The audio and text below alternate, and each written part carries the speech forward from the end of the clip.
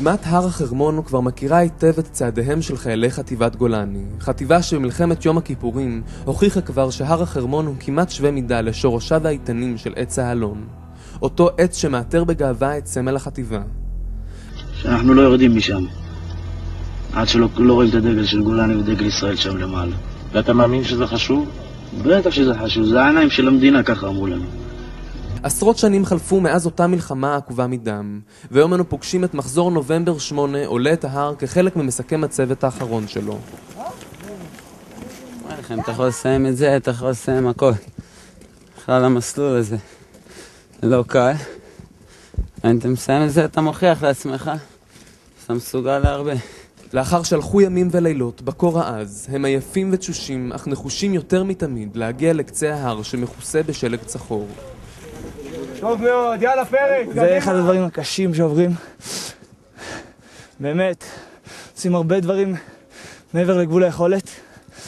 והגדול והחשוב מכולם זה לעלות למקום הכי גבוה בארץ, עם הרבה משמעות לעם ישראל, שזה החרמון. ומשמעות מיוחדת עוד ליחידה, שלא קצת לוחמים נפלו שם. בפסגת ההר הם מסיימו את הניווט הארוך, אך לא רק את הניווט, גם מסלול בין 1 שנה ו3 חודשים. מסלול של לוחמים. כל מה שהם אומנו לעשות במשך תקופה ארוכה, הכל נכנס לשבוע אחד. עושים אותו בתנאים קשים, כמובן חוסר שינה, עם אוכל בכמות מצומצמת. 12 קילומטר עד סוף מסלול! סיירת גולני! מזג האוויר בחוץ סוער מן הרגיל. מפקד החטיבה מחליט להעלות את החיילים לזמן מה לאוטובוס שחונה בצד הדרך.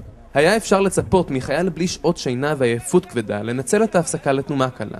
אך חיילי סיירת גולני לא נחים לרגע. ההפך, זה רק מעלה להם את המורל.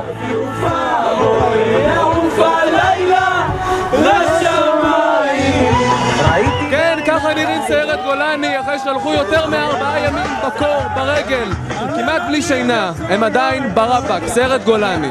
עבר עליהם דברים יפים. יכול להגיד לי בתור הסמל שלהם איך זה לראות את החיילים עכשיו ככה מדהים. כל דקה שהם רטובים אושר.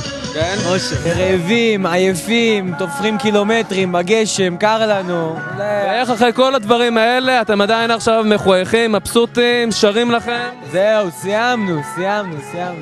הכל בשביל הסיכה. זאת הסריטה שלנו, אנחנו מטורפים, דפוקים בראש, אין מה לעשות.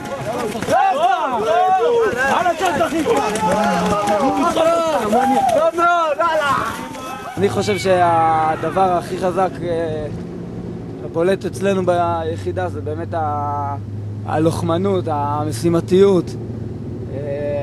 הכרת על זה רבק.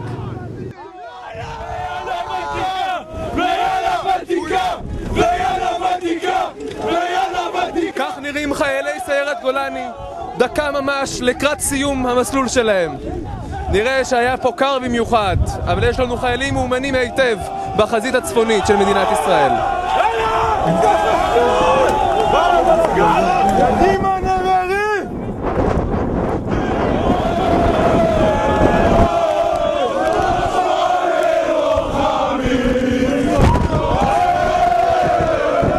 כל היום רק היה רק חרמון, והיום סוף סוף הגענו לזה. דמיינתי שזה יהיה הדבר הכי טוב בחיים שלי. זה פי 1000 יותר טוב!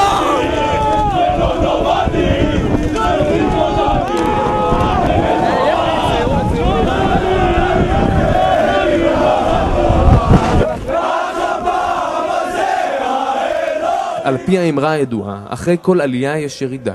אך לאחר שנגעו בפסגתו של סיום מסכם הצוות, חיילי גולני רק יעלו מכאן גבוה עוד יותר, ויהיו רשמית מהיום לחלק ממשפחת גצר גולני האיכותית.